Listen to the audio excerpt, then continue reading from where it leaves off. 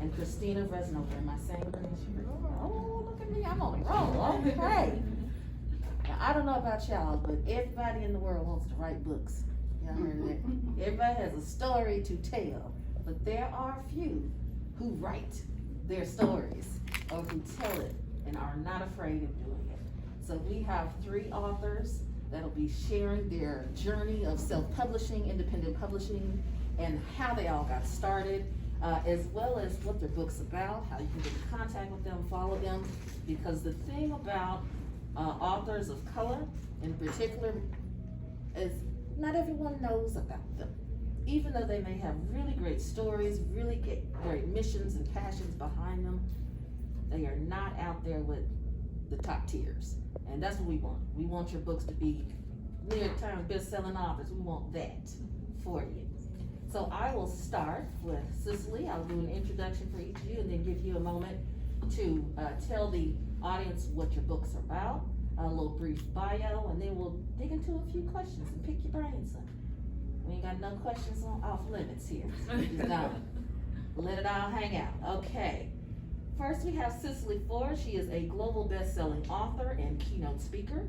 She was born in Cleveland, Ohio. She has a young child. Her love of reading fostered her journey as an author. And at the age of 8, y'all, she wrote her first short story and became a published author by the age of 14. Currently, Cecily resides in Fort Worth, Texas, funky town, with her loving husband and their 3 children. Your motivational books, she strives to inspire children all over the world that they're beautiful souls with unlimited capabilities. So let's give a round of applause for Cecily.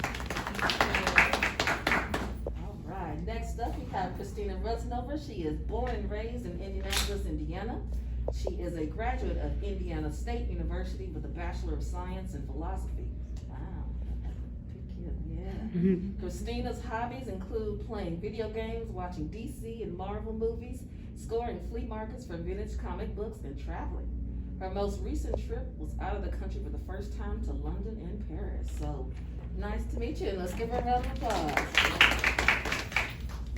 And next up, we have Michael Kelly. You were born in Elizabeth, New Jersey. You reside in Dallas, Texas, and you're an author of 3 books, and you have written 6 plays. Okay, Tyler P. I see you. So let's welcome Michael.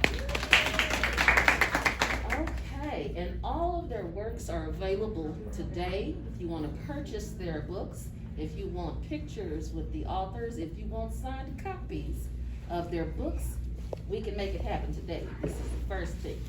Okay, so starting with you, Miss Cecily, tell us a little bit about your book, or the book that you brought with you. Okay.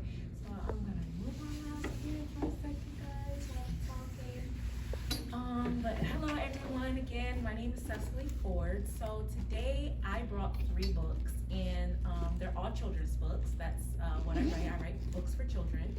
And so all of my books that I brought here today are like motivational books for children. They all feature African American characters because the whole idea behind it was that I wanted my 3 little children at home to have books on their shelves where the characters look like them. And so just, for representation purposes, I was big on books growing up, but I don't remember having any books where the characters look like me and I could relate to the characters. So that's kind of how I started, with the idea of having the African American characters. Now, my first book, Autism Is My Superpower, which is over there. I didn't bring it over here. I didn't think to grab it, but it's right over here. And it's called Autism Is My Superpower. And this book was written in honor of my son, Amir. Amir was diagnosed with autism when he was 2. He's 9 now. And we, Autism Is My Superpower, that became kind of like our little saying in the house. I wanted him to, I didn't want him to see his autism as a disability. I didn't want him to think that, he was limited in any way. So the way that I described it to him when he was that little was that it was his superpower. And so we just kind of built on that. I mean, he still will tell you today, again, he's 9, he'll still tell you today, autism is my superpower. So that book is just to teach children with autism, but then also children who don't have autism, because they are going to come in contact contact more than likely with a child who does have autism at some point in their lives. And so it's just to teach, autism is different, but it is not less. And under the right circumstances, there are situations where you can use your autism as a superpower. And so that was kind of the idea behind that book. My next book, it's laying down there, but it's called Made to Love. And that book is more so for those children who are dealing with, childhood depression, or just, that feeling of feeling useless, whether it's from bullying at school, cyberbullying, that's big, or just, anything. And in the book, the mother, she is teaching her son that every part of him was made for a unique reason. And so it's just those affirmations. It's just those, spreading that positivity and really pouring into our children that you were made to love, and every part of you has a purpose, and you do have a purpose in this world. And so that was my second book. And my latest book is Azure's Crown, and it's the pink one over there. And this book is written in honor of those little girls with the kinky curly hair, and it's kind of like a self-love book as well. In this book, the little character, she is heading for her first trip to the hair salon, and so her parents are sending her on this journey of self-love, teaching her that her hair is versatile, it is beautiful, and that just that she can it's okay to love your hair, and so that is what Azure's Crown is about. I also have my Learning with Effie series. I have 6 books in total. Wow. So my Learning with Effie series that's going to be more so for my toddler and preschool age, because you're learning your shapes, you're learning your counting, you're learning your numbers and colors, and so that's what those books are about. But today I figured I'd bring the motivational series here for you guys to see. But there was a time where I just had to just sit and just listen to God and understand that it's not about money. We always try to put money first and prioritize it, but it's really about everything around you. And if we know how to use our money, because our money is to help each other. We're supposed to give, we're supposed to share, we're supposed to use it just to lead people to the right thing. And what we do is sometimes we hold it. We like to not, give. We like to just keep it to ourselves so we can be good. It's like we come first. But money, if we use it correctly, everybody wouldn't be poor. Everybody wouldn't be broke. Everybody wouldn't be struggling, because we're helping each other out. And that's what they did back in the day. And if we tag on to what they did, because there was people in the neighbors giving, border. What they do is they give you bread, you give me an apple. And that's how we're supposed to be doing it. But like I said, generations keep going and going, we lose track on what was really important. So that's what that is. Like I said, the scripture in there, and there's also my experience, especially the 2018, because that was the biggest experience I ever dealt with in my life. But yeah, that's where that came from. Okay, well, I love it. Thank you. So as you can see, we have a variety of authors, from financial tips and spiritual to mental health awareness to children's empowerment. That's a lot. So I'm going to use this next portion to kind of give you time to answer a few questions, and feel free to chime in where you want. The first one, I know everyone wants to know, why did you choose self-publishing, if you are self-publishing? Anybody want to chime in? Well, I know for me, I am by heart a DIY type of person. Like, everything, I always want to do everything myself. But I think, when it came to publishing my book, I didn't want to sit around and wait for permission to get my voice out there. It's just kind of like, book deals is not, they're not just handing them out here like that, and so it was just a thing where it was like, what, I'm gonna write this, I'm not gonna ask for permission, like Lisa Nichols say, I'm gonna give notice, this is what I'm doing, and so that's kind of like why I chose the self-publishing route. Right. I heard that. For me, I like more so the control aspect of it. You have control over what you've written, your rights. I ran into a vanity publisher, so this was probably like the first deal that someone offered me, but I had my cousin come through the contract with me. They they were wanting me to pay them in advance for everything that they would do for me. They still could change parts of my book if they wanted to. It just didn't seem viable or reasonable. Like the right publisher or the right person will come along. You shouldn't have to, I think a lot of authors might feel rushed or excited about a deal, but the right one should be where you're being paid, not you paying the publisher. Right. So I just like the control aspect of that, like I'm in control, and that was just beneficial for me. Loved it. Y'all catch that message? Mhm. Dropping gems on y'all. Don't sit here and pay all this money to get your words out there. There are other ways to do it. I love it. I love it. Do you want to add anything? Yeah. Mine was actually spiritual and natural. Back when 2013, I was also an actor in New York. You know, I was just acting with Nick Cannon, just doing things like that, and just all for the money. That's what it was. It was all for the money at that moment. And I was walking home, and I heard God said, "Now it's time for you to do what I told you to do." And I just sat there like, I thought it was. But I was doing it, in the honor of God, but my intentions weren't where it was supposed to be. So that's why, I decided to publish in the spiritual sense, but in the natural sense also, like she said, they're going to control what you put out. And when it comes to the gospel, a lot of people like to switch that up because they want to give you what the world wants to hear, but they don't want to really what it's really supposed to be, of course, the Christian everything's supposed to be about.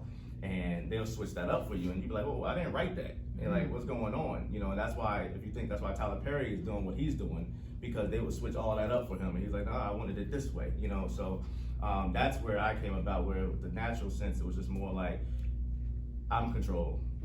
I can put it out when I want to put it out, or when it's ready, and things like that. So, like I said, it's spiritual and natural for me. I love it. I love it. Control. That is what I'm hearing. A common theme across is control over your voice, control over the messaging, control over what you want and how you want your story to be put out to the world. Something that always comes up when we're talking about people who want to write, they want to, how long did it take you to write? From your 2 books, 6 books, 8 books? That's a lot of writing. That's a lot of thought process. How long did it take you? Feel free, anybody. For me, it depends, because like you said, writing comes from your heart, so it just depends. This book, I think, took me, I guess, 8 months to write, because how I start out, it's just, I'm just studying the word. I study the word, and then when I study, I have a whole outline where I'm just writing, just trying to, okay, so this is how this goes in the Bible, this is how it goes in the Bible. And then I put my experience in it, because every time I'm writing or studying something, I'm always experiencing it at the same time. And it hit me at one point when I was like, okay, now I see what's going on. That's why my heart is leaning to study that part anyway, because I'm in that situation at this moment and I need help, and I don't know where to find it. So I always go to the Bible, and then that's where the outline is. So it's already a book. It's just now I have to structure it. And that's how it is with the books and stuff. And like I said, my plays, it takes me 2 weeks to finish a play. It takes me 2 weeks, because when I write, it's already in my head. So I'm writing, and I do the foundation, and then if I have to add stuff to it while we're rehearsing, then I'll do that. But the majority of the thing is done in 2 weeks. Y'all catch that? That's a factor. 2 weeks. It took me 2 weeks to figure out how to use your phone. Okay. Hey, Ryan, how long did it take you guys to write? For me, it took about 3 to 4 months, and this was something that wasn't planned. I was attending a church, and then one evening during Bible study, the pastor's wife asked me if I had a journal, and I told her it wasn't one that I kept or wrote in, so she gave me one. And so I kind of just wrote when it came to me, whatever I felt was bothering me or that I didn't get over, I kind of just started writing it down. I didn't realize at the time it was going to be a book, and I knew it wasn't something that I needed to be really long. So it took me about 3 to 4 months until I felt like it was right, until it was good enough for me. So it wasn't something I felt I worked on every day, but in the moment, or so. For me, my books, all 6 of my books, I wrote last year, 2020. The pandemic is what kind of forced me to get into. Pause. you had time to write books. Yes, all 6 books. I can't wait. She writes books. Continue. I got keep going. So, actually, it was February 26, 2020. I wrote down on a sheet of paper. I am the author of children's book, Autism Is My Superpower. I hadn't even started it. And then in March is when I actually started pen to paper. By May, I had it published and available. So I would say for each book, about 1 to 2 months. And that's just because, writing is one thing. Then you got your formatting. I write children's books, so you got your illustrations and all of that stuff together. So I would say about 1 to 2 months from start to finish. Now, I will say, I'm writing my first junior novel, and now that one, whew, that ain't a 1 to 2 month thing there, but, I plan to put it out this year. But for those books over there, 1 to 2 months. Right, okay. So there's a range. Yes, you have a question. Oh, I love questions. Okay, so I have a question regarding your illustrations. Sure. Do you do them yourselves or do you? I was gonna ask that. Yes, so from 5 out of 6 of my books, I do my own illustrations. Now, my Azure's Crown book, my 8-year-old little cousin actually illustrated that book. And so I saw her mom was posting her art. I was like, we need to publish this baby. And so she worked with me and she worked after school, after her virtual school, and she drew up those pictures. And so now she got her name on a book, a published book. So, yeah. That's amazing. That is really great. Well, and now thinking about the timeline that you guys have from 1 month to 8 months, 6 months, or however long it took, there's an author that came out with the book. So award-winning author here in DC. It took him 20 years to write his first book, and it debuted at #1. 20 years. So it doesn't matter how long it may take you to write your work. It depends on the work. It depends on you. Depends on your style. So never feel as if you have to rush through and get it done in a certain time, or it's going to take you 10 years. It'll come when it's ready to come. So I want to kind of tailor a few questions to your individual works. So starting with you, Christina, you wrote some really personal things in your book. How can you write, or how difficult was it for you to write things that were so personal that you were getting over or having to deal with yourself? Yes, this was particularly hard because I'm naturally a quiet person and I keep to myself. I keep a lot of things to myself. But I thought if I'm telling my story, I believe I was reading something, either Jill Scott said it or someone else. Like at a certain point, your story no longer belongs to you. So I needed to speak my truth, whether whoever may be hurt or not. I need to tell my story because I don't know who needs to hear it. So I wanted to be as honest as I could be. Just work through it. You have to work through your fears sometimes, so that's what I did. That's beautiful. That is definitely beautiful. I've heard of authors writing, releasing, and it's done.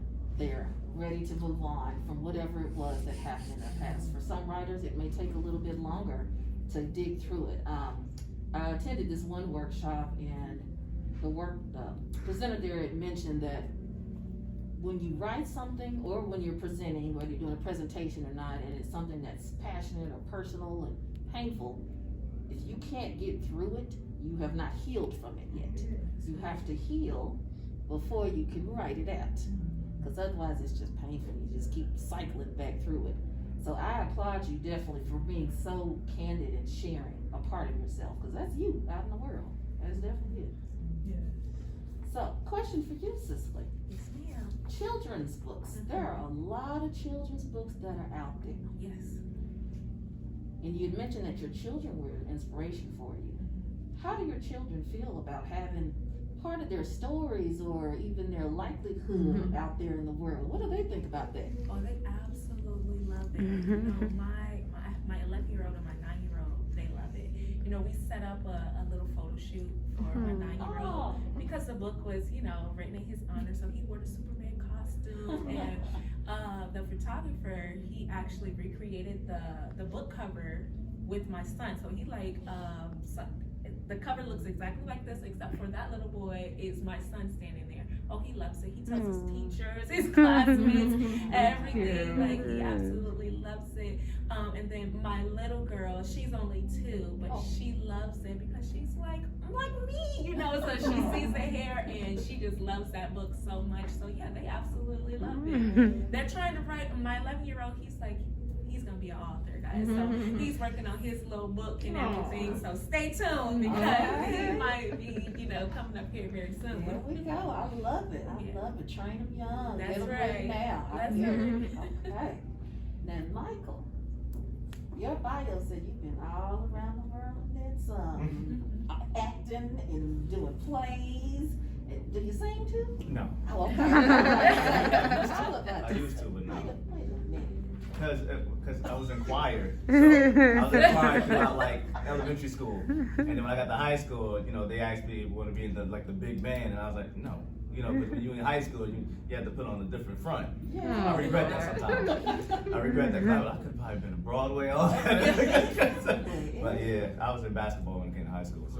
So as a jack of all trades, a man who has many talents, do you consider yourself to be an author first, a creative, or which one do you lean more towards than others? That's a good question, because when I first started really getting into my purpose, I thought I was going to be an actor and a playwright. And I used to forget I wrote books. Like people ask me, what are you? Oh, I'm a director and I'm an actor. But I never said I was an author, and I was trying to figure out why I never said I was an author.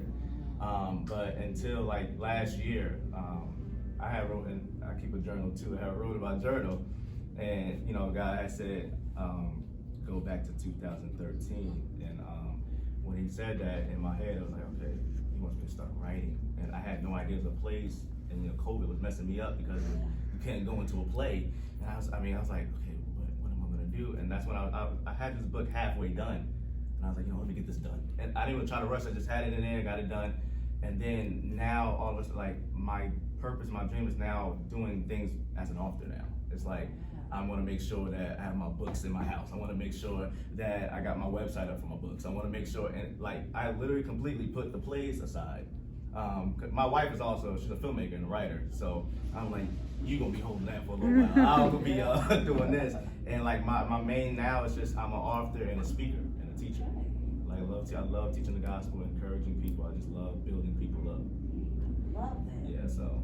I love how you're also creative, and when I come across authors all the time, there's always a question: am I a writer or am I an author? And when do you move over to author status? When can I call myself an author? Or am I still a writer? What do you think? Any thoughts? Anybody can jump in. I think you're a writer first. Author, of course, you wrote books, so that's good, but a writer write anything. They can write poems, they can write plays, they can write songs, they can write, and we're able to do that. It's not just in a book. Now, we choose the book outlet, but you can also choose any outlet that you feel like your heart needs to be sharing this word to, so. Message. I know some people may feel a little indifferent, like maybe because they're self-published, they might not consider themselves an author versus traditional, but either way, you're still an author. One shouldn't have more lean over the other, though different avenues serve different purposes for different people, so I think either way, you're still an author. Yeah, definitely. And don't be afraid to call yourself an author. Yeah. Even being self-published, even not being published yet. Maybe you have not published your book yet, but you wrote it. You're an author. So don't be afraid to call yourself an author. I love that. And one of the things, I love books, period. And I'm sure we have a lot of book lovers in here. Otherwise, you would probably wouldn't be here. But a lot of book lovers. But a lot of the things that people love in the creative space, from art and literature and plays and movies, it starts with writing. It all starts with writing. Everything that you are listening to is a poem, it's a song, it's a story. So encourage people to continue to read, continue to write, because otherwise we are watching the same things over and over again. Yeah. So let's keep on writing, let's keep on going. I love it. I love it. Thank you guys. Okay, some other questions I have for you is, Christina, you had mentioned in your book that you were talking about a taboo subject for mental health, especially in Black and brown communities. Did you get any pushback from people when they read your book? No. Really more than anything, I had more support than I wasn't expecting. Like, mental health can't continue to be a stigma. There doesn't necessarily have to be an illness taking place in order for you to be seeking help. Like, everyone talks to counselors or therapists for different things, and you can find different resources to be helpful. I know a poem that I wrote in my book, that I found not to be helpful. I joined a daughter's grief program, and I thought that'd be helpful. But when I got in the room, I realized no one really looked like me. There was no one my age, so I was like, where are all the Black people at, and where are all the young Black people at? Why are we so afraid to talk about mental health? Why does there have to be something wrong with you? You go so long without getting help that when you finally snap, or there's some backlash from that, now you're seen as unstable or crazy. And that's not the case. A lot of people really just need to talk about their feelings, and for me, I just needed to talk about my grief. Yeah. And the longer you go without help, the more, it's gonna hurt you and everyone else in the way. So it just needs to be more talked about and brought attention to. That's beautiful, beautiful.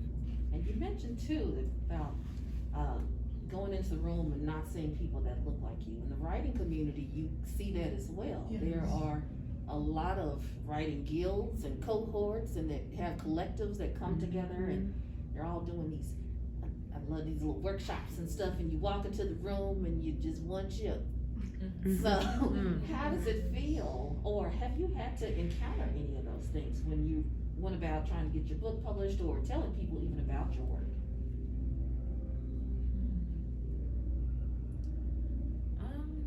I can't really say that I have like directly experienced it just yet, but I know it's coming because it's inevitable, And I mean, as far as like getting the word out there, definitely it's super hard. I don't have that huge like social media following where it's like, and then even like on a lot of the social media platforms for authors, it is sometimes not geared so much towards people of color. It's a lot harder for us to get our message out there, to get our books out there, just to to be seen. So I've definitely heard, I've had like fellow other African American authors tell me like, girl, it's gonna be hard for this, like but so far I have not let that be a stumbling block for me. So I guess we'll see how it goes. I think the most difficult thing right now is for authors or anyone looking to be traditionally published is an agent. Your agent is the one that's going to go to bat for you. I was talking to my cousin, and I was looking for literary agents. I'm like, I don't see any people of color. I don't see any Black people being literary agents. And she went on to say, like, we're not teaching our kids to go to school for these things. And the reality is that there are jobs needed. There are people needed for all jobs. So like, we're not teaching our Black kids to go, you can be anything that you want to be, and who cares if someone doesn't agree with your decisions. I'd rather choose and do my passion than be stuck at an endless job that I'm going to hate for the rest of my life. I'd rather do something meaningful that means something to me, and it might mean something to someone else. So I just think that's more important. We should be following and chasing our dreams and not allowing anyone to get in our ways. If we don't see ourselves in certain positions, we need to get ourselves in these avenues and fill these positions up, so the next person can be like, I can't do that. So I just think that's the biggest thing I see right now. You said you didn't like talking.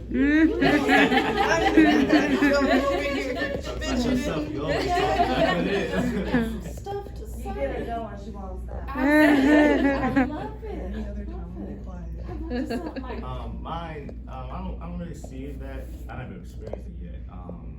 With me, it's not just that. It's a lot of things. I'm going from a spiritual aspect, and a lot of people will not agree with you, and I understand that. And the whole point is, we're not here, to fight or anything. We all have our paths to go. You can learn from each other, and that's where I come from. And I'm from. I tell this joke, and I'm serious, but it's serious and it's a joke at the same time. I'm from New York, New Jersey, where most of us really don't care about how people view us. We just gonna be the way we are. We're blunt. But that actually helps me. Whereas like I have blinders from everywhere else. I'm just focused on where I need to be. And that's where it's like when people say, well, I don't agree with you. Okay, cool. I'll ask you why if I have to, if I want to get clarity.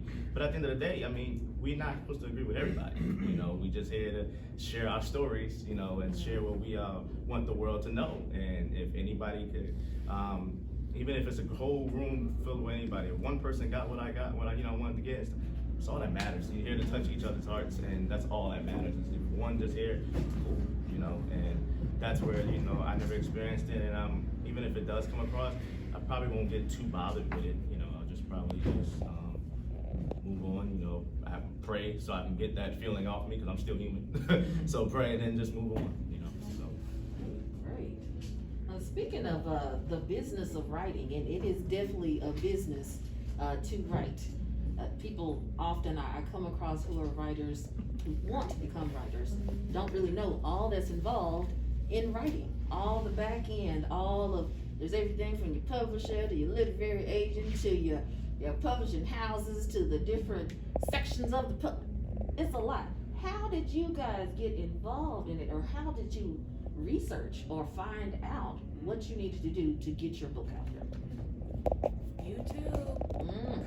I'm not even gonna front to you. Like I said, I'm a DIY type of person, and when I said I wanted to write this book, and I knew that I was doing it myself, because I didn't have a whole bunch of money to go out and find, agents and editors and all of that, I went on YouTube, and let me tell you, there was so much from this is how you format your book, this is where you want to go to print your book, and then once I kind of got like the direction, I kind of like, for example, a lot of my books I published through KDP.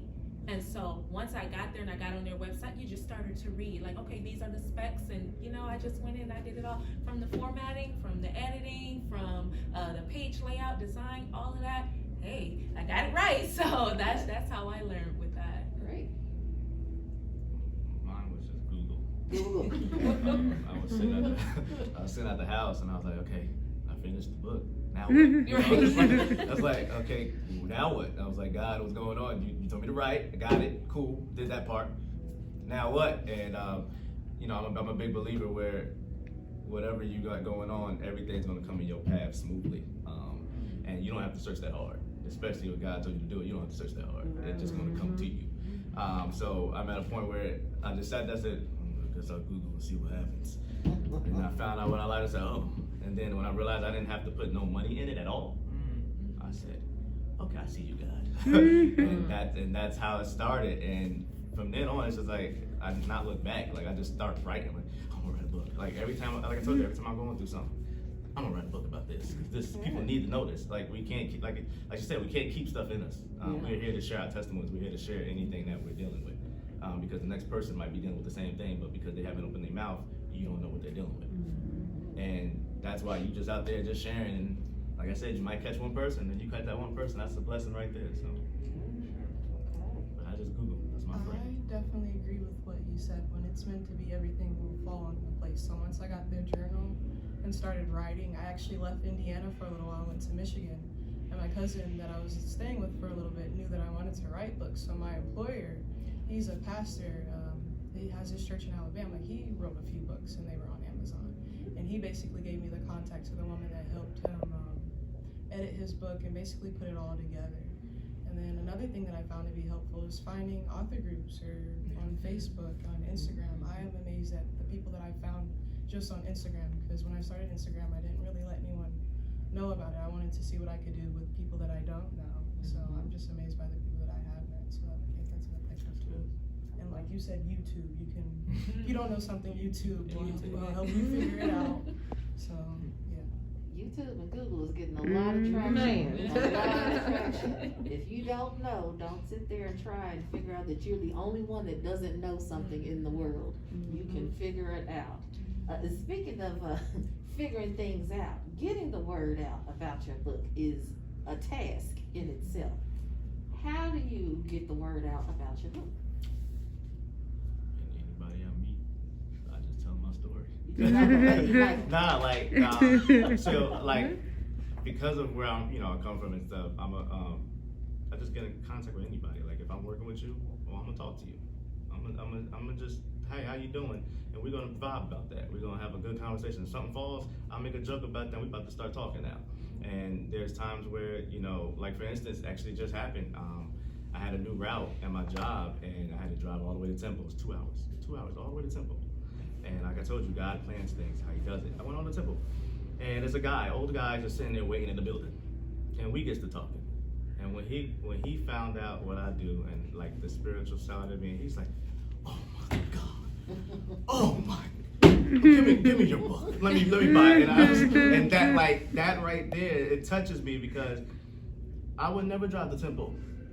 You know, but God set that up where that guy probably needed something, or I needed something because he was putting stuff in me where it was motivating me. He said, I'm gonna see you on TV one day, man. And I was like, I believe that. Yeah. I believe that. He said, next time I see you, man, you gonna be on TV. You gonna be on TVN. He was saying stuff like that. And I was just like, man. I said, okay. And that lifted me up in my spirit. So it's like, I'd never not say hi to anybody. Like if I pass you, I'm saying hi to you.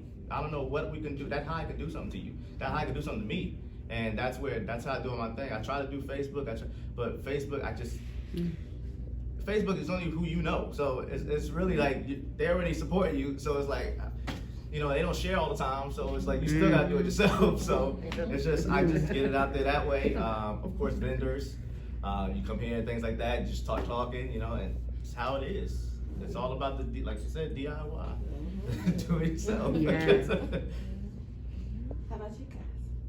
Well, for me, I do utilize social media, but not in, I mean, of course, you know, I share it for friends and family, but like he said, you know, your friends and family may not necessarily be your target market, so they're not always going to share. But I will say social media ads have definitely helped. So running ads through Facebook and Instagram, as well as Amazon. Sometimes I'll run my ads through Amazon, and that just kind of helps to, like, I'll do a cute video. Like I made a book trailer for my latest book, and that was a big hit. And I'll do like a cute video or a cute little kid holding your book. You know, like nobody's gonna scroll past. They're like, oh, and, you know, they click on it, and then, you know, up pops your information.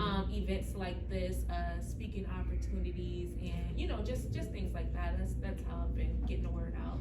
Oh, you know what? One other thing. Speaking of YouTube, packaged my book up really nice and sent it to an influencer, which she opened it on her YouTube channel. Those are things. So you might see P.O. boxes, and then what you do is you choose an influencer who has something in common with your book. Like I knew for a fact this when she puts her children on, she had 2 little girls with super curly hair. I sent her this bookmarked, you know, put it all nice together. She opened it right there on her channel. Bam, exposure. So that's another way. For those that don't know, what is an influencer? An influencer is going to be somebody who is either on some sort of social media platform with a whole bunch of following. So a lot of people look to them for advice on what to buy or who to follow or this or that. So if you see, and we all have somebody who we follow that's an influencer. So look through those people's profiles, look on their YouTube channel. A lot of them, they'll post their P.O. box up there, and they accept those PR packages. So you can send it to them. Lovely list. When you are reading or writing your book. Classical music. For me, well, when I'm reading, honestly, my background noise consists of my 3 children, but when I'm in my book, I'm telling you, I am zoned in. I don't hear anything, and then when I'm writing, I don't really normally play a whole lot of music when I'm writing. I'm kind of like, I don't need it to be complete silence, but I kind of like just kind of get in my zone. So whatever noise is around is just around. I don't have a playlist. I'm complete silence. Give me some candles and incense, and I'm just in the moment, and I just write. Like I'm normally wait until like my wife goes to sleep or something like that, and I'm just up until midnight writing. Like that's just what I do. Well, I want to thank all of you for coming today, and all of your work sounds phenomenal, and I applaud you for taking the time with us and sharing your work. So definitely, let's everybody give them a round of applause. So without further ado, you guys can go and sign your books. We have have our table. There's a little bit of time space between the next authors that come in at 2:30. Yeah, at 2:30. So between now, there's a vendor booth, vendor space down there where you can get your